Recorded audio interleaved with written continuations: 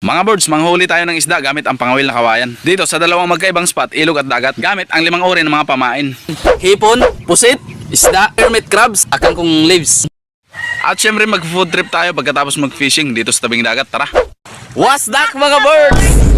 For today's video, Kaunting pasilip muna sa inyo dito sa lugar na may napakagandang view. Yung pagising mo sa umaga, ganito kagandang lugar ang makikita mo. Sobrang ganda, nakakawala ng problema. Pero ngayong araw, ito talaga yung gagawin natin. Gamit itong maliit na kawayan, nylon at saka kawil. Samahan nyo ako mga birds, mag-ultimate fishing challenge. Gamit itong 5 uri ng pamain, kangkong, hipon, isda at saka pusit. At ito pa pala mga birds, hermit crab o de kaya umang kung tawagin dito sa amin lugar. Nanguha lang ako nito sa ilog at meron din ito sa dagat. Ang tanong mga birds, alin kaya dito sa 5 uri ng pamain ang mas effective? Alin kaya ang mas mananaig?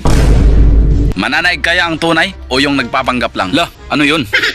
Gagayatin ko lang ito mga birds sa maliliit na parte para suabe. Sa palagay nyo mga birds, alin dito sa mga pamain na to ang mas pinakamaganda? Yung hipon kaya, isda, pusit, hermit crab o di kaya yung kangkong chips original ni Josh Mojica? Lah, pagkatapos kong gayatin yung ibang mga pamain, itong shell ng umang naman ang aking babasagin. Yung laman kasi mga birds ang ipapain natin dyan. Nang may handa ko na nga mga birds ang ating mga pamain, ay itong secret weapon na naman natin ang ating simbolin. Dito sa dulo ng kawayan ay itong nylon naman ang itatali ko dyan.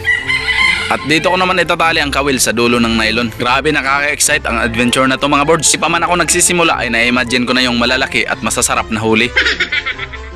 Ngayon na mga birds, ready na tayo. Subukan na natin to mga birds. Unang subok natin mga birds ay dito tayo sa ilog dahil medyo malalim pa sa dagat.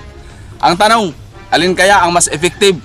Alin kaya mga birds ang mananaig sa 5 pamain natin? At saan kaya ang pinakamagandang spot na makahuli tayo ng isda na pangulam? Para mapatunayan natin mga birds at para malaman natin, bibigyan natin sila ng tigli 5 minuto para patunayan ang mga sarili nila. Tara! Eto na mga birds, una nating gagamiting pamain ay yung hipon. Para yan sa mga taong marami ng ipon pero single pa rin hanggang ngayon. Agay! At sa una nating subok ay sinubok kaagad ng pagsubok. Yung kawil kasi natin mga birds ay hindi lumulubog kaya nilagyan ko ng pabigat sa bahay. Lah! At dahil tigli 5 minuto lang mga birds ang ibibigay nating oras para sa bawat pamain. Yung hipon walang huli pero may kumakain. Kaya pinalitan ko ito ng pusit. Yun, merong humigit. Yung malaking pain natin kanina biglang lumiit. Grabe, sobrang lupit. Malaan professional angler yung galawan. At sa wakas mga birds, nakahuli din tayo. huli. Ang sarap na ito, yung isdang lumulubo.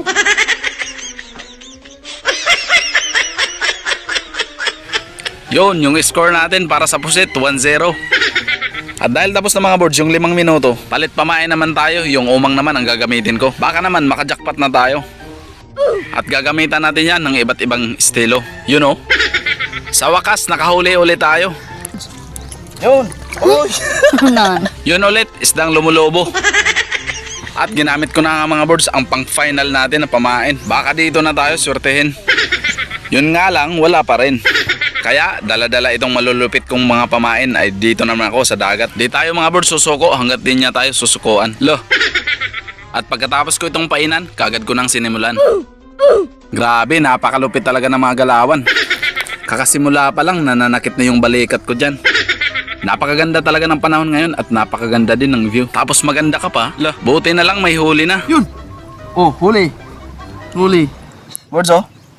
Huli. Ba't patay na tong huli natin? At ito yung nakakamangha, kakahuli lang pero patay na yung isda. Mga birds, ito na naman oh, may humihigit na naman oh. No? Yun. Uy, pusit. Pusit birds.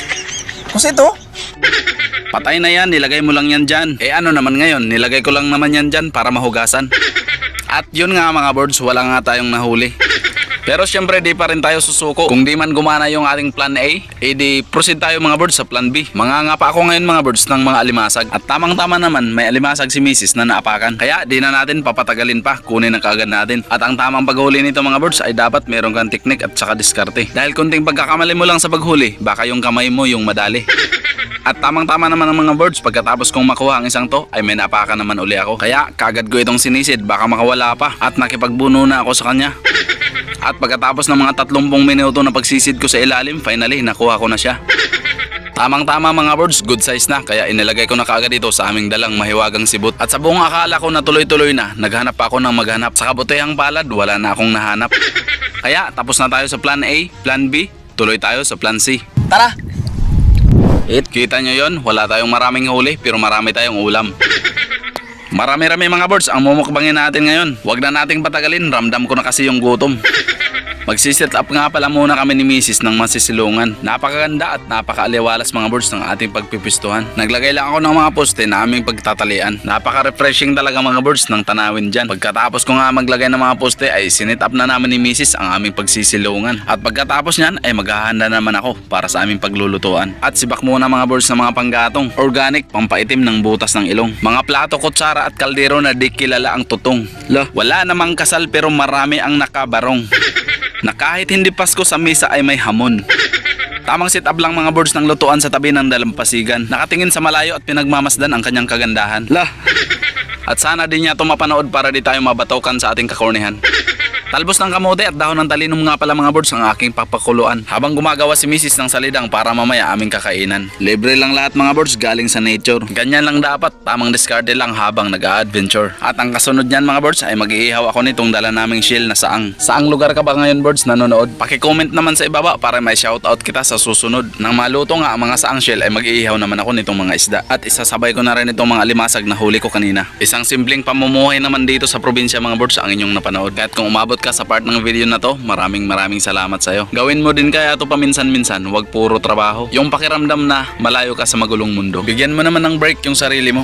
Iba na yung usapan. Nag-iihaw lang naman ako ng talong dyan. At alam mo ba, na libre lang yan. Galing kasi sa sariling tanim ko yan. Wala lang, nasabi ko lang. Dinagdagan ko na rin pala mga birds ng tuyo ang inihaw ko dyan. At nang matapos na ang lahat-lahat, ito na yung kinalabasan. Fresh from the farm at fresh from the ocean. Meron tayong masarap na sausawan, meron tayong mga inihaw na isda, limasag, hipon, shell na saang at saging at kamuting kahoy, talong, talbos ng kamote at talinum. Maraming salamat sa panonood nyo mga birds. Tara, kain!